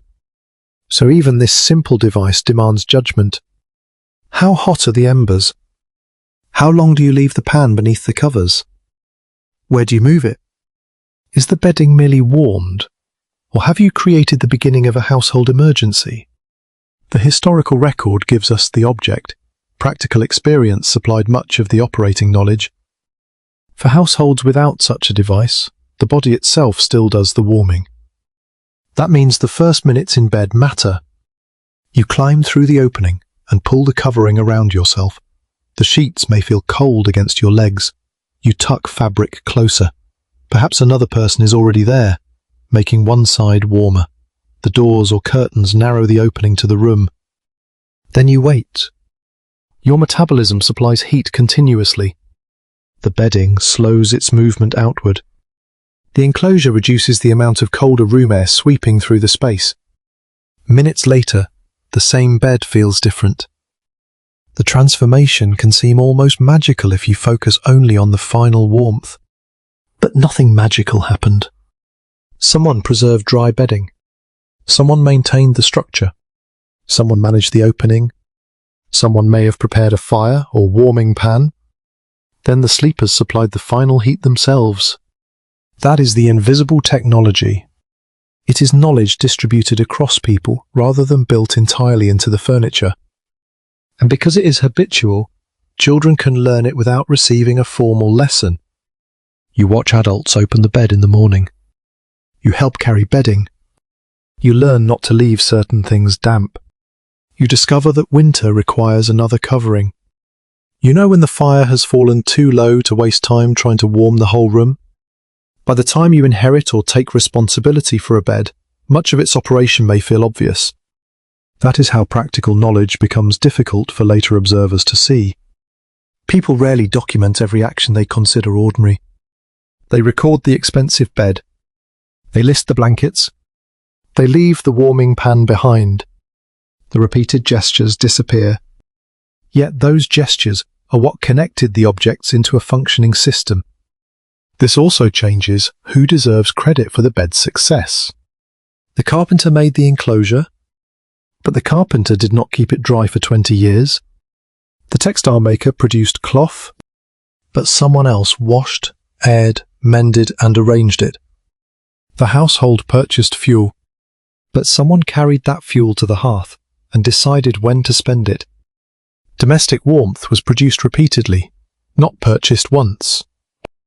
That means the enclosed bed depended on labour that could be divided unevenly by age, gender, service, rank, and local custom. We cannot assign every task to the same person in every 18th century household. We can say that the work existed. A preserved bed without that labour is just wood and fabric. Put the labour back, and the object comes alive. Panels move twice a day. Curtains open and close. Mattresses are adjusted. Textiles are aired. Fuel is carried. Bodies enter, warmth accumulates. Then morning dismantles the little climate, and the cycle begins again. This is why inherited knowledge matters as much as inherited furniture. A family could pass down the bed, but each generation also had to reproduce the practices that made the bed useful. And those practices reveal something we have not yet fully examined. The enclosed bed did not merely concentrate heat. It concentrated people into an unusually small nighttime space. Once you close the panel and darkness settles, warmth becomes inseparable from proximity. And proximity has its own history. The person beside you shifts in the dark. The mattress moves. A blanket tightens across your shoulder, then loosens again. Somewhere near your feet, another pair of legs has claimed more space than it had 5 minutes ago. Warmth is being conserved. So is absolutely nothing else. Bed sharing makes the thermal logic of an enclosed bed stronger because another body adds heat to the same protected space. But once several people occupy that space, warmth stops being a simple engineering advantage and becomes a negotiation. Who sleeps beside whom? Who gets the wall side? Who reaches the opening? Who controls the blankets?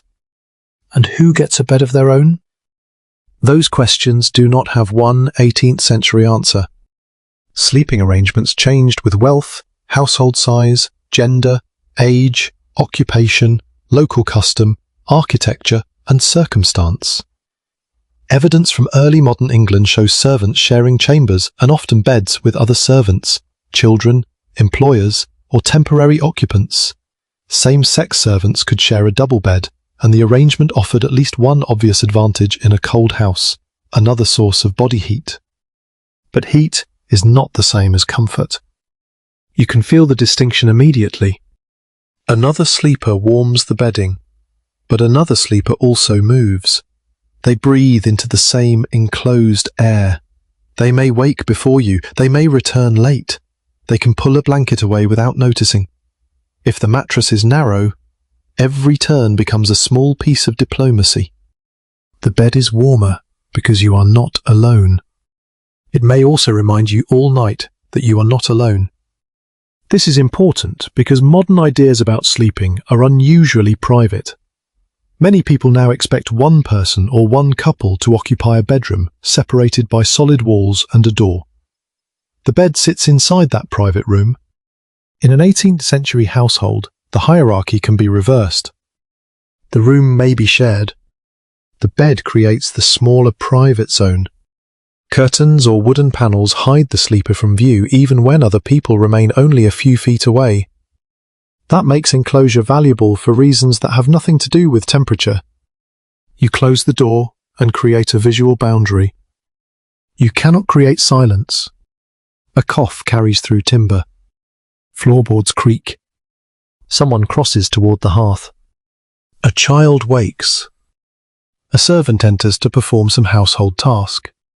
The enclosure reduces exposure to eyes far more effectively than it removes the presence of other people.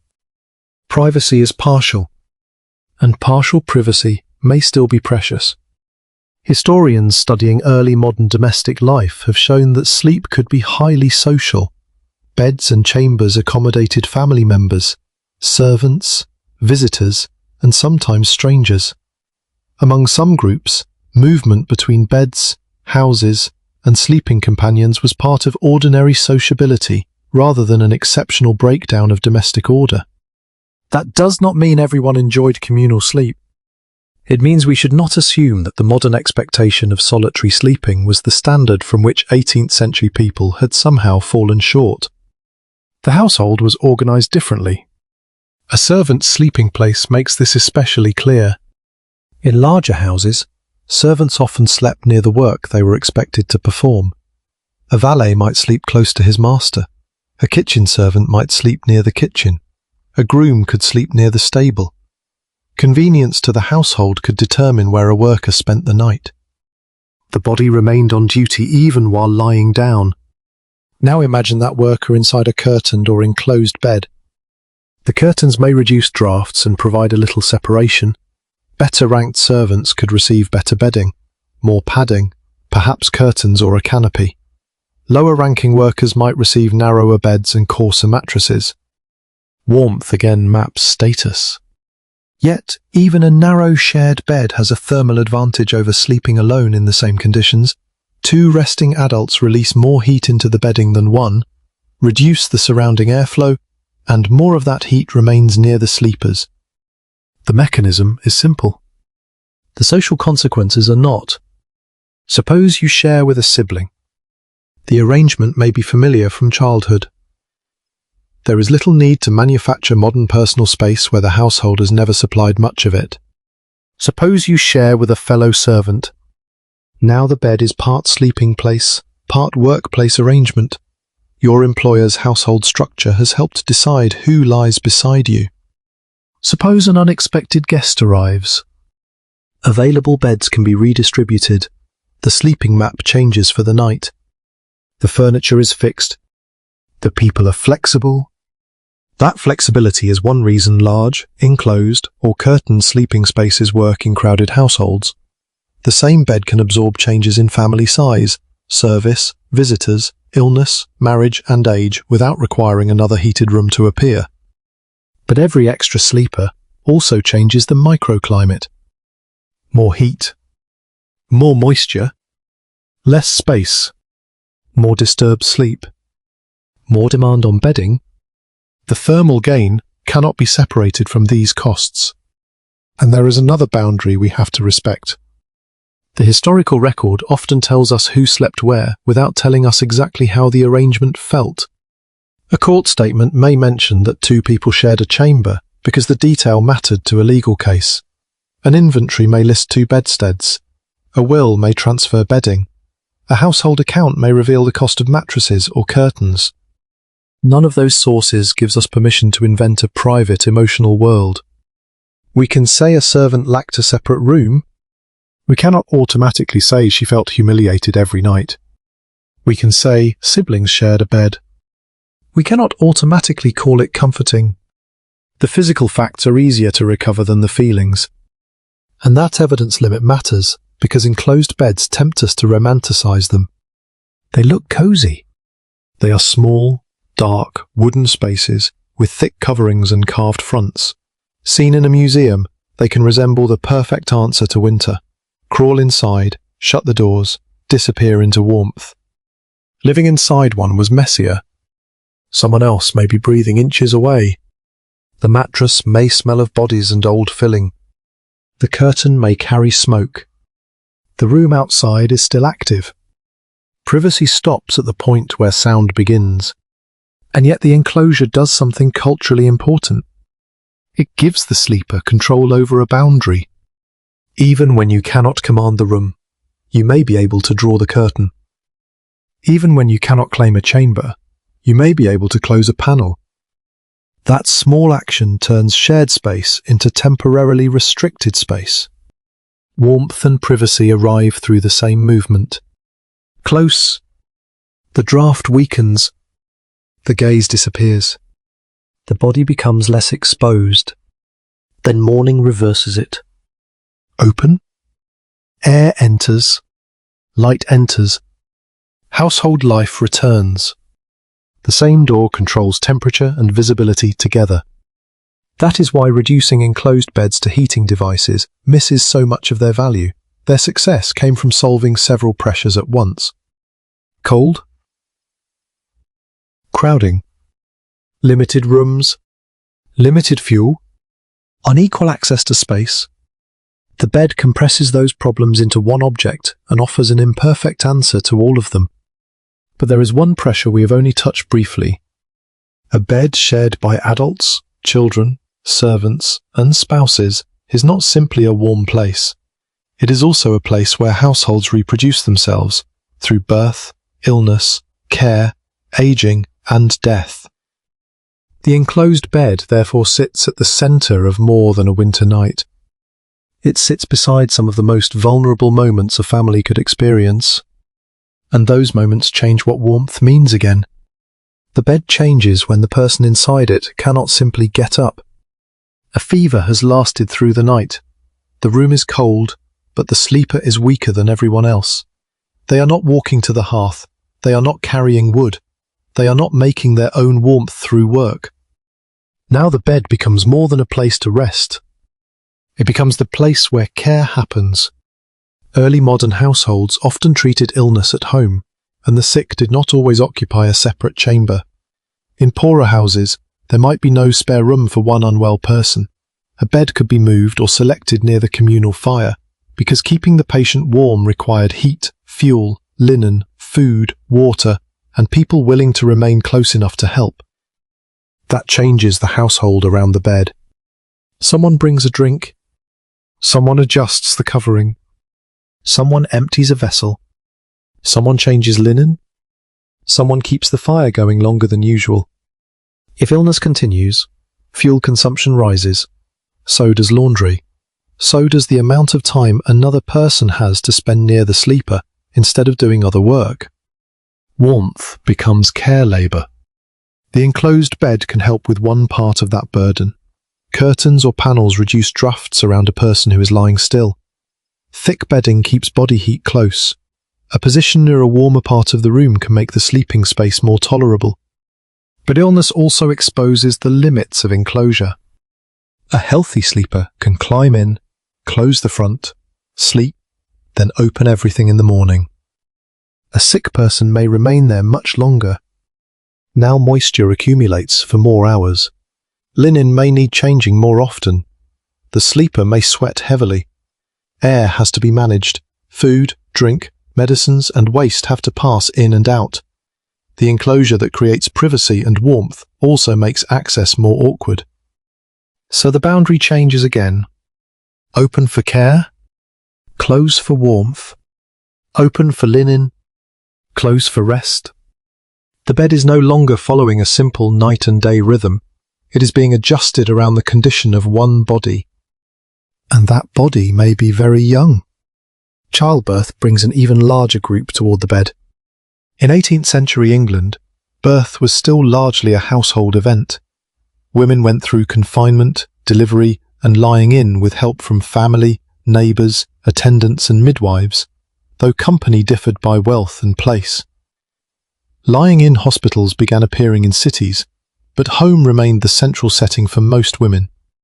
That means the ordinary domestic bed could become part of an extraordinary event. The room changes. Work is reorganised. People arrive. Water is heated. Cloths are prepared. Food and drink may be brought. The woman giving birth is not simply sleeping in the warmest place available. The bed and the space around it become a working environment for other people. Again, enclosure can offer something valuable. Privacy. In a house where everyday life is shared, shutting a curtain or wooden front can separate a vulnerable body from ordinary household movement. The boundary is imperfect, but it can control who sees what and when. Yet childbirth also demands access. A fully closed sleeping box is no use while attendants need to reach the woman. So the thermal function cannot dominate. The bed must serve the body that needs it. That is a pattern we have seen repeatedly. Enclosed beds are effective because they are adjustable. They are not sealed machines. Their doors, curtains, bedding, and openings allow a household to change the balance between warmth, privacy, air, and access. During labour, one balance. During lying in, another. During ordinary sleep, another again. The furniture remains the same. The human need changes. After a birth, the bed may continue to anchor the period of recovery. Lying in could involve rest, food, visiting, household support, and gradual return to ordinary activity. Research on 18th century English childbirth emphasises how birth involved families and communities rather than only an isolated mother and practitioner. So when you imagine the bed after delivery, do not empty the room. There may be people nearby. Someone is washing something. Someone carries food. Someone tends the infant. Someone watches the recovering mother. The bed becomes a centre of traffic precisely when the person inside it needs rest. Privacy and community coexist awkwardly. That same tension appears at the other end of life. The sickbed and deathbed were important domestic spaces in early modern households. A dying person might be surrounded by relatives, caregivers, clergy, or neighbours, depending on religion, status, and local practice. Death did not necessarily occur in an institution far from domestic life. It could happen in the same house where meals were cooked and children slept, sometimes in a bed that had already served the household for years. That gives the wooden enclosure a different weight. A child may have slept there. A marriage may have begun around its bedding. A woman may have recovered there after childbirth. An older relative may later become bedridden in the same domestic world. We should not claim that one bed necessarily witnessed every stage. The evidence rarely gives us such a complete biography. But the durability of beds and the domestic location of care make the larger point defensible. Beds sat at the intersection of ordinary sleep and bodily dependence. When you can work, warmth is partly your own responsibility. You dress, move, tend the fire, and choose where to stand. When you cannot work, somebody else has to bring warmth to you. That transfer is the human core of the system. A blanket placed over a sick person represents textile and trapped air. It also represents a hand that placed it there. A fire burning beside a sickbed represents combustion. It also represents fuel someone carried and money or labour someone spent. Fresh linen represents cleanliness. It also represents washing. The material mechanism and the human mechanism cannot be separated. And care creates opportunity costs. If one person remains beside a sick relative, that person is not doing something else. If more fuel is burned to heat the patient, less remains for later unless more can be obtained. If linen requires repeated washing, water has to be carried and heated. The sick body can reorganize household resources around itself. That is not a criticism. It is what care costs. The enclosed bed helps by concentrating some of those resources where they matter most. It can reduce drafts around the person who cannot move. It can preserve privacy in a crowded room. It can keep valuable bedding gathered around one resting body. But the bed cannot provide care by itself. It cannot fetch water. It cannot wash linen. It cannot decide that a fever has worsened. It cannot sit through the night. The closer we look, the less this story is about a clever wooden box.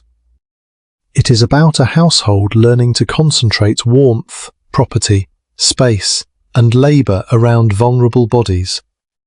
And that changes the title again. Enclosed beds kept 18th century families warm, not because wood somehow defeated winter, but because the enclosure allowed scarce warmth to be directed toward the people and moments when losing it mattered most. Yet even that is not the final answer, because a technology that concentrates warmth also reveals something about the society around it. It shows exactly what the house could not provide evenly. And once we follow that inequality beyond one bed, we reach the question the enclosure has been hiding from us all along. Who had enough fuel, space, bedding, and labour to be warm without needing one? The answer begins with a fire that never has to go out. Not because every wealthy household kept every room warm all night. Even large 18th century houses were often colder than modern ones, and heat remained uneven. But wealth changed how many options a household could buy. More fuel, more fireplaces, more rooms, more servants to tend them, and, perhaps most importantly, more ways to move away from the problem rather than enclosing the body inside a wooden bed. Fuel is the first difference.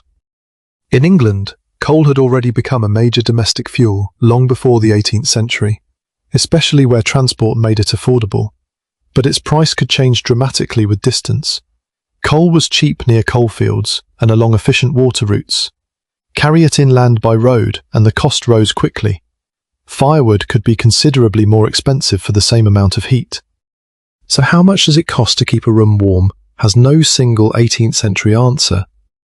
It depends on where you live, what fuel reaches you, how far it has travelled, how much land or woodland you control, and how much labour you can command. A household near cheap coal has a different thermal economy from a household depending on purchased wood far from supply. A landowner with access to estate timber has different choices from a tenant buying fuel in small quantities. The enclosed bed lives inside that inequality. If heating the room is costly, shrink the heated problem. If fuel is easier to obtain, you can spend more of it. That does not instantly create modern comfort, but it changes the calculation. Now walk into a larger house. You pass one room, then another.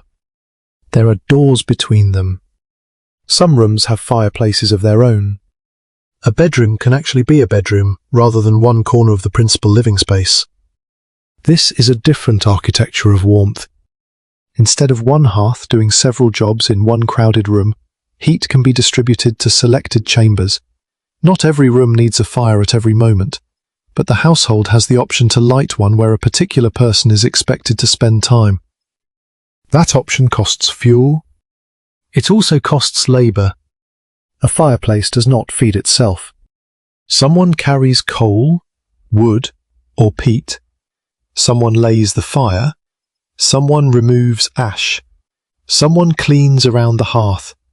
Someone notices when the flames have fallen too low. In a wealthy house, servants can make warmth appear as though it belongs to the room. It does not. It belongs to work performed out of sight. National Trust evidence from Georgian and later country houses shows the contrast clearly inside the service hierarchy itself.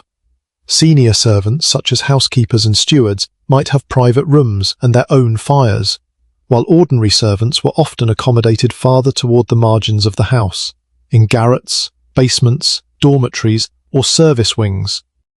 Even within a rich building, heat follows rank. The owner may occupy rooms designed for comfort and display. A senior servant may receive a smaller version of that comfort. A lower servant may sleep closer to the roof, the stable, the kitchen, or whatever location best serves the work. A large house does not abolish thermal inequality. It gives it more rooms. Now return to the enclosed bed. Its logic suddenly looks different. In a smaller household, the bed creates a private warm zone because the family cannot easily give every sleeper a private heated chamber. In a wealthy household, architecture and labour can create that zone at a larger scale. Close the bedroom door. Light the bedroom fire. Draw curtains around a freestanding bed if more draft protection is needed. Bring in warmed bedding.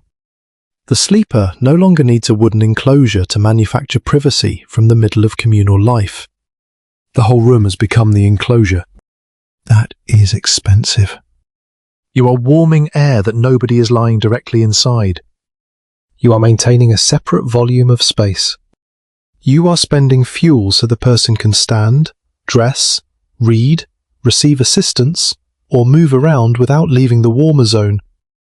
Comfort has expanded outward from the mattress. This is one of the clearest signs of wealth. Not simply owning more things, being able to spend energy on empty space. A poor household concentrates heat where bodies are. A richer household can afford to make surrounding space more tolerable too. The distinction is not absolute. Wealthier bedrooms could still be chilly. Fires could die, corridors could be cold, guests might complain. Huge rooms are difficult to heat, and fashionable architecture is not the same thing as thermal efficiency. But the range of choices is wider. You can order another fire. You can move into another room. You can use thicker curtains. You can have someone prepare the bed before you enter it. The most privileged 18th century sleeper is not freed from winter. Other people are employed to negotiate winter on their behalf. That point matters because a grand bed can confuse the story. State bedrooms in major 18th century houses could contain spectacular beds made as symbols of rank. Some were intended for important visitors rather than ordinary nightly use. Their costly textiles and elaborate construction tell us that beds could serve display at the highest social levels, just as carved enclosed beds could display prosperity in rural households. But the thermal systems around them are not the same. The great house can dedicate a room to the bed. The smaller house asks the bed to create a room. That reversal is the heart of the inequality. One household buys more architecture, another extracts more performance from furniture. One household distributes heat through several fireplaces. Another concentrates bodily warmth behind curtains and panels. One household can pay people to keep fires alive. Another may depend on the same person who slept in the coldest corner, getting up first to rebuild the hearth. And fuel geography deepens the divide. Economic historians have shown that coal prices in early modern England depended heavily on transport. Near coalfields, the fuel could be cheap, move it by land, and cost rose sharply. Water transport made much longer movement possible at lower expense. So even two households of similar income could face different heating choices simply because they lived in different places. Climate is only one map. Fuel supply is another. Wealth is another. Architecture is another. Lay those maps on top of one another, and enclosed beds begin to appear where the combined pressures make them sensible. That is why the bed should not be treated as evidence that 18th century people did not know how to make houses warmer. They knew many ways to manage heat. The question was what they could afford to heat. A room. Several rooms. One corner. One mattress. One body. The enclosed bed answers near the bottom of that scale with remarkable efficiency. Protect the smallest useful space. Let the sleeper's own metabolism do part of the work. Use wood and textiles instead of burning fuel continuously. Accept that the rest of the room may remain cold. That is not failure. It is resource allocation. And once we see that clearly, the title changes one more time. These beds did not keep an entire 18th century family warm by turning the bed into a heater. They made warmth cheaper by reducing how much space needed to be comfortable at once. But there is still one final complication before that answer is complete. Because families did not experience enclosed beds only as technology, they also turned them into culture. And once a practical solution becomes part of local identity, people can keep it long after the original pressure has begun to weaken. By now, the bed no longer looks like a temporary answer to cold. It looks like part of the room's identity. The carved front faces outward during the day when nobody is sleeping. That is the side visitors see. The enclosure that works as a thermal barrier at night becomes a visible household object in daylight. And once people begin decorating the barrier, practicality starts carrying culture. In Brittany, surviving lits-clos make this especially clear. Some early examples already carry geometric carving, stylized leaves, compass-drawn patterns, pierced flowers, and other decoration. Later examples become even more elaborate. Museum records describe enclosed beds made from oak, chestnut, pine, and other woods, their fronts shaped into recognizable local furniture traditions. The doors still slide. The openings still provide air. The bed still protects against cold. But now the surface says something as well. Someone has chosen this pattern. Someone has paid for this amount of workmanship. Someone recognizes the form when they enter the room. The object belongs to a place. That is a different kind of usefulness. A household does not live by thermal efficiency alone. Objects also help people organize status, memory, belief, marriage, and belonging. The more visible and durable the object, the easier it becomes for those meanings to accumulate around it. An enclosed bed is unusually good at accumulating them. It is large. It can remain in one position for decades. It occupies the main room. It surrounds one of the household's most valuable groups of textiles. People touch it every day. Children grow up beside it. Visitors see it. Carpenters reproduce familiar forms. The practical object gradually becomes a recognizable local object. That does not mean every carving carries a message we can confidently decode. Some designs may follow workshop habits. Some may imitate older decorative fashions. Some may be chosen because they are familiar or attractive rather than because the owner intends a grand statement. Evidence has limits. But museum collections make the broader pattern difficult to miss. The fronts of enclosed beds became important surfaces for decoration, and those surfaces changed with local craft traditions. A French national heritage record for a Breton lits-clos describes the communal household behind the form. Parents, grandparents, children, male servants and female servants sharing one principal room. The bed created privacy and protection from cold within that arrangement. The same record notes religious imagery on some bed fronts, including the IHS monogram, holy water vessels or figures of the Virgin. Now even the barrier against drafts is carrying another kind of protection. Not physical this time. Symbolic. You close a carved panel at night, and the object around you can belong simultaneously to household economy, local craftsmanship, religious practice, privacy, and warmth. This is why calling the bed merely a heating device feels increasingly inadequate. Its thermal function helped make it necessary. Its other functions help make it durable. And durability gives culture time to attach itself. Think about the household buying new furniture. A completely unfamiliar design may perform perfectly well, but a familiar enclosed bed already fits the architecture, the routines of sleeping, the storage arrangement, and local expectations about what a well-furnished room should contain. The household does not need to rediscover how to use it. The carpenter already knows how to build it. The bench fits beneath it. The bedding fits inside it. The family knows how the doors behave. One generation has trained the next without calling the process training. Now practical continuity begins to look like tradition. That is an important shift, because traditions can survive after one of their original pressures weakens. Suppose a room becomes slightly easier to heat. The enclosed bed does not instantly become useless. It still provides privacy. It still stores or protects bedding. It still occupies a familiar place in the furniture arrangement. It may still carry family value. Removing it may require rebuilding part of the room. And perhaps the household simply likes it. History often changes through thresholds rather than switches. A bed can become less necessary before it becomes undesirable, then less fashionable before it becomes rare, then rare in one district while remaining ordinary in another. Museum collections preserve the survivors, but the pattern of survival itself warns us against a clean ending. In Brittany, the lits-clos became one of the characteristic pieces associated with traditional domestic life.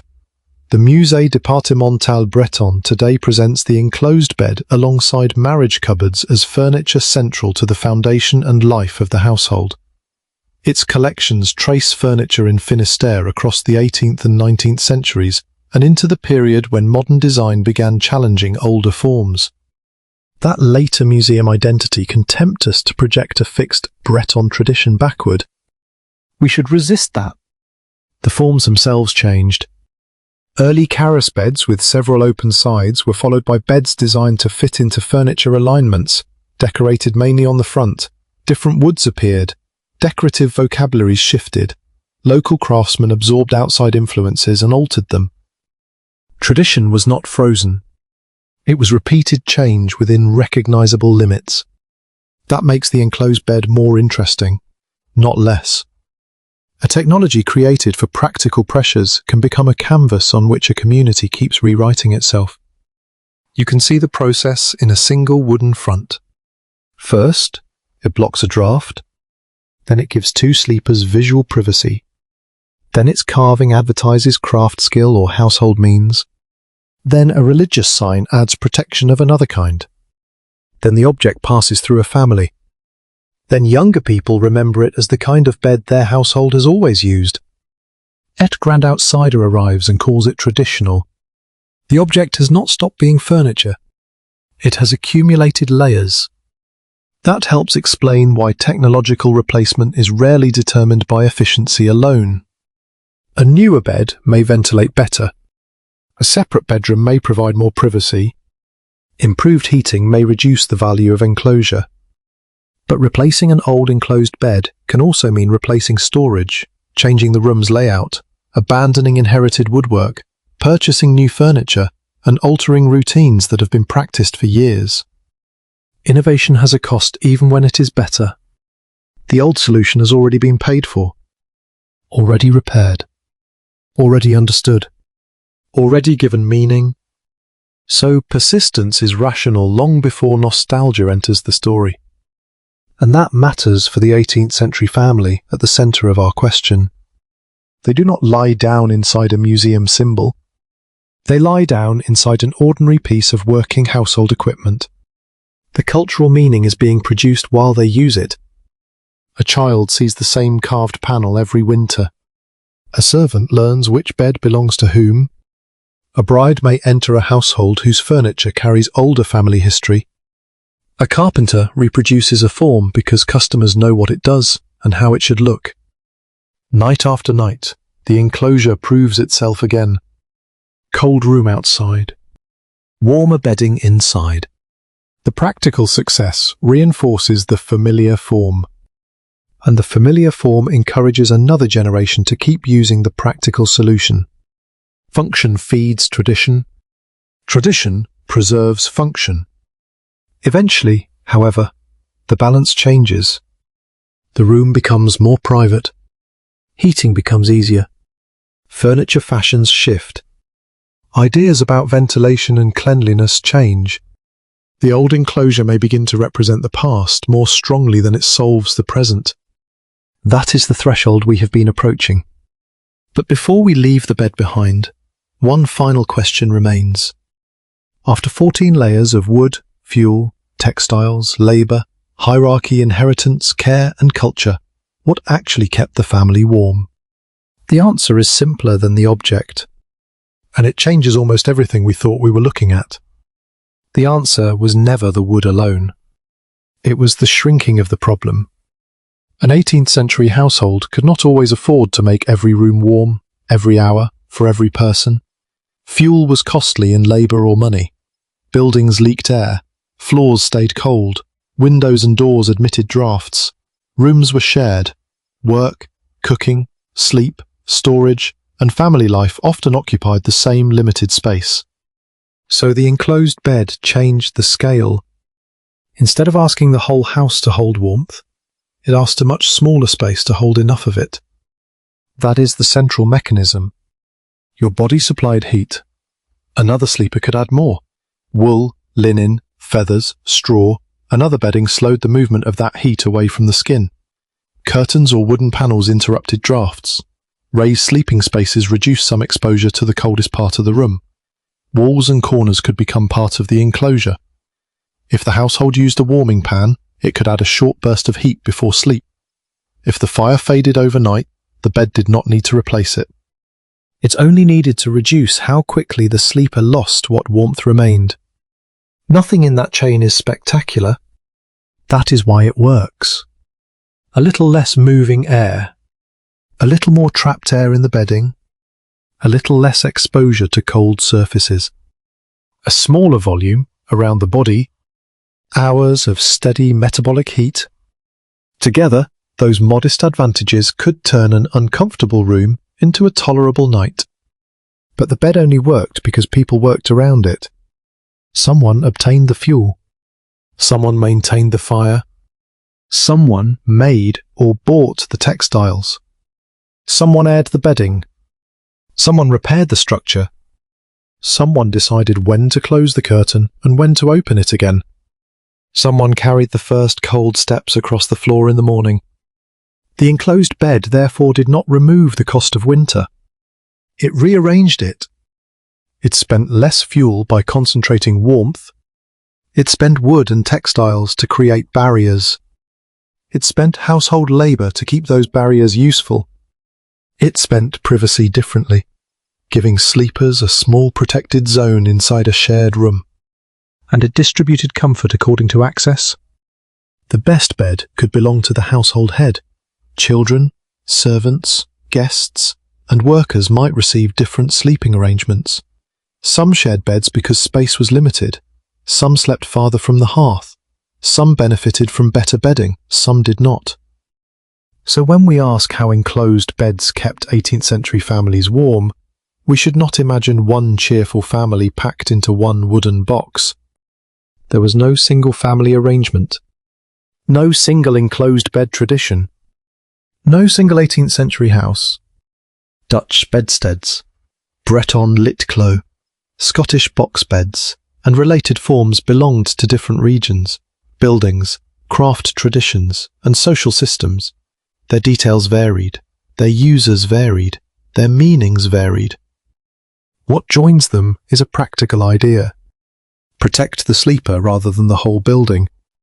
That idea explains why enclosure could remain useful for so long. It also explains why the form eventually became less necessary in many places. When a house provides more separate rooms, privacy can move from the bed to the room itself. When heating becomes easier to distribute, the warm zone can expand beyond the mattress. When windows, doors, room layouts, and expectations about ventilation change, a wooden enclosure can begin to solve problems that matter less, while creating inconveniences that matter more. The bed does not suddenly stop working. The house takes over some of its jobs. And once that happens, the same object can be reinterpreted. What once looked efficient can look cramped. What once felt protective can feel stuffy. What once created privacy can seem unnecessary inside a private bedroom. What once represented valuable household equipment can become old-fashioned furniture. Later still, it can become heritage, a museum object, a regional symbol, a carved reminder of how differently domestic comfort was once organized. That final transformation is easy to misunderstand. We look at an enclosed bed today and see something unusual because our houses hide the mechanisms of warmth from us. A thermostat changes the temperature without asking us to carry fuel into the room. Insulation slows heat loss inside walls we rarely think about. Double glazing reduces drafts without requiring a curtain around the mattress.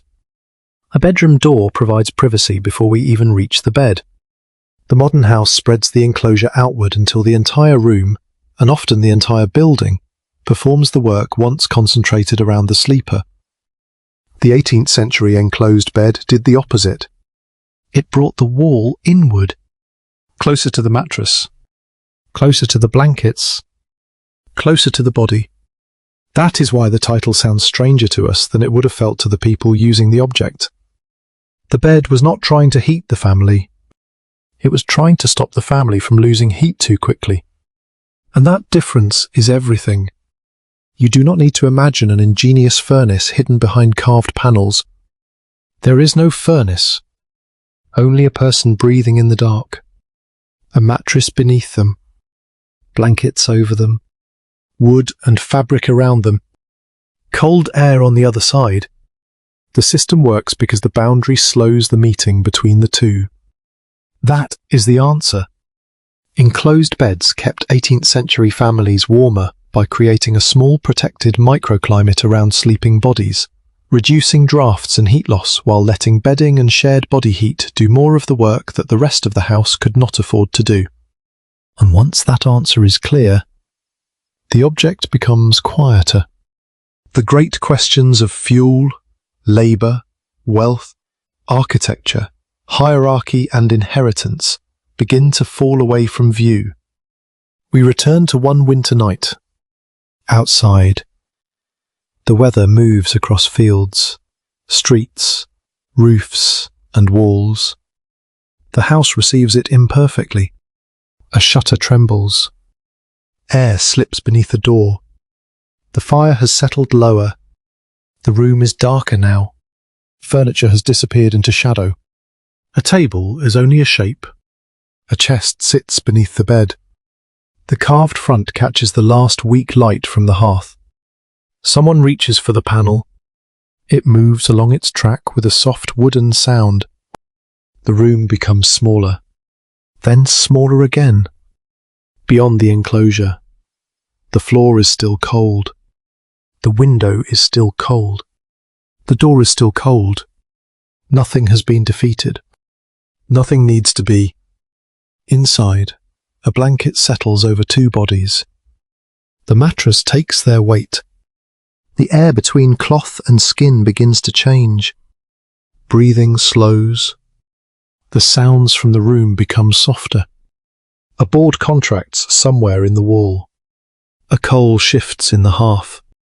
No one gets up. No one adds more fuel.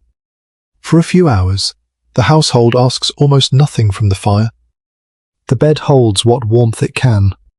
The sleepers hold the rest. And in the darkness, behind a thin wall of wood and fabric, winter stays just far enough away